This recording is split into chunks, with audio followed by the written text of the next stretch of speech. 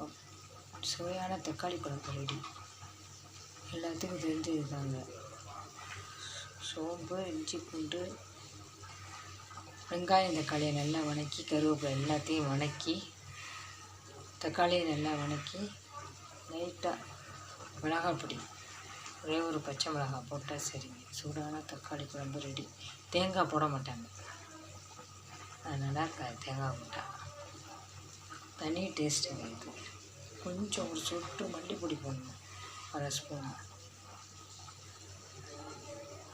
நன்றி, வணக்கம்.